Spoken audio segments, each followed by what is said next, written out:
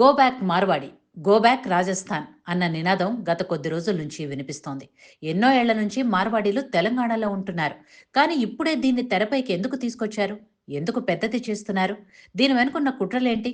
అసలు రాజ్యాంగంలో దీనికి సంబంధించిన నిబంధనలు ఏమైనా ఉన్నాయా? ఇవన్నీ ఈ స్టోరీలో తెలుసుకునే ప్రయత్నం చేద్దాం. భారత రాజ్యాంగం ప్రతి పౌరుడికి కొన్ని ఫండమెంటల్ హక్కులని ఇచ్చింది. ఆర్టికల్ 19(1)(e ఇది ఏం చెప్తుందంటే దేశంలో ఏ పౌరుడైనా ఎక్కడికి వెళ్ళైనా బతకొచ్చు అని. ఆర్టికల్ 19(1)(g దేశంలో ఎక్కడైనా వ్యాపారం చేసుకోవచ్చు అని ఉంది. అంటే తెలంగాణ వారు సూరత్లో పనిచేస్తే తప్పు కాదు. గుజరాత్కు చెందిన వ్యక్తి హైదరాబాద్లో బిజినెస్ చేస్తే తప్పు కాదు. ఎందుకంటే అది రాజ్యాంగం ఇచ్చిన హక్కు.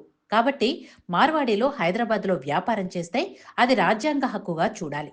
కానీ ఇక్కడ ఒక వర్గాన్ని గో బ్యాక్ అంటే రాజ్యాంగాన్ని అవమానించినట్లే అవుతుంది. అయితే ఇలా గో బ్యాక్ అనే నినాదం చేస్తుంది నిజంగా ప్రజలేనా అని అనుకుంటే మాత్రం పొరపాటే.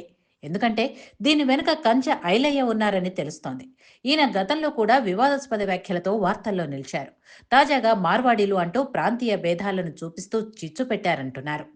ఇంతకంటే ముందు ఈ కంచె ఐలయ్య రాహుల్ గాంధీని కలిశారు. ఆ తర్వాత నుంచే గో బ్యాక్ మార్వాడి అనే అగ్గి మరింత రాజుకుందని పలువురు రాజకీయ విశ్లేషకులు చెబుతున్న మాట.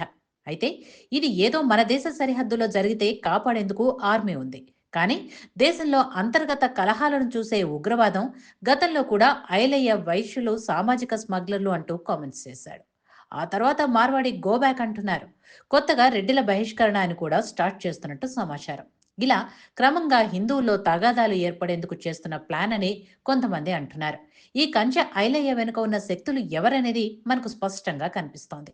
విదేశీ క్రైస్తవ ఎజెండా, కమ్యూనిస్టుల తంత్రం, ఇవన్నీ కూడా కాంగ్రెస్ రాజకీయ ముసుగులే అని పలువురు రాజకీయ విశ్లేషకులు అంటున్నారు. కంచె ఐలయ్య సిద్ధాంతం చెప్తే శామ్ అనే వ్యక్తి దాన్ని ప్రజల్లోకి తీసుకువెళ్తాడు. ఈ శామ్ అనే వ్యక్తి 2024 పార్లమెంట్ ఎన్నికల్లో సికింద్రాబాద్ నుంచి పోటీ చేశాడు. అది కూడా తమిళనాడులో హిందువులకు వ్యతిరేకంగా ఏర్పడిన పార్టీ నుంచి. ఈ తరహా నినాదాలు ఏ ఒక్క రోజులో వచ్చిన ఆలోచన కాదు. ఒక పద్ధతి ప్రకారం పెంచుకుంటూ పోతున్నారు. డివైడ్ అండ్ రూల్ అంటే విభజించి పాలించు. ఇది బ్రిటిష్ ఫార్ములా. ఇప్పుడు అదే జరుగుతోంది. గతంలో ఆంధ్ర గోబ్యాక్ అనేవాళ్ళు. ఇప్పుడు మార్వాడి గోబ్యాక్ అంటున్నారు. రేపు ఇంకో కమ్యూనిటీ మీద ఇలాంటి నినాదాన్ని రుద్దుతారు. ఇదంతా బ్రికింగ్ ఇండియా ఫోర్సెస్ అనే పెద్ద గేమ్లో భాగం. సమాజంలో వర్గాల మధ్య అనుమానం పెంచటం, హిందుత్వాన్ని విభజించటం, ఇది దీని వెనుక ఉన్న ఎజెండా. అయితే ఇక్కడ మార్వాడీల కారణంగా తమ వ్యాపారాలు దెబ్బతింటున్నాయని తెలంగాణలోని వ్యాపారస్తులు చెబుతున్నమాట.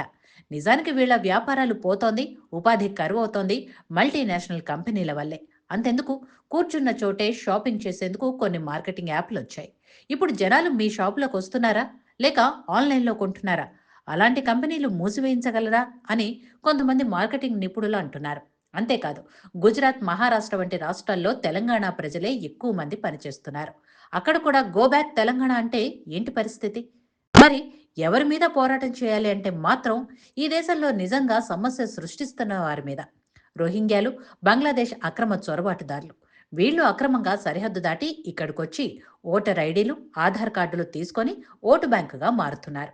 నేరాలకు పాల్పడుతున్నారు. దేశ భద్రతకు ముప్పవుతున్నారు. అలాంటి వాళ్ళ మీద గోబ్యాక్ నినాదం మనం పెట్టాలని పలువురు నిపుణులు చెబుతున్నారు. ఇక్కడ తెలంగాణ ప్రజలు మార్వాడి గోబ్యాక్ అంటున్నారు. ఇది రెండు వర్గాల మధ్య గ్యాప్కు కారణమవుతోంది. అంతేకాదు, ఈ మార్వాడీలంతా కూడా వెళ్ళిపోతే ఆ గ్యాప్ను ఫిల్ చేసేందుకు ముస్లిం కమ్యూనిటీ సిద్ధంగా ఉంది.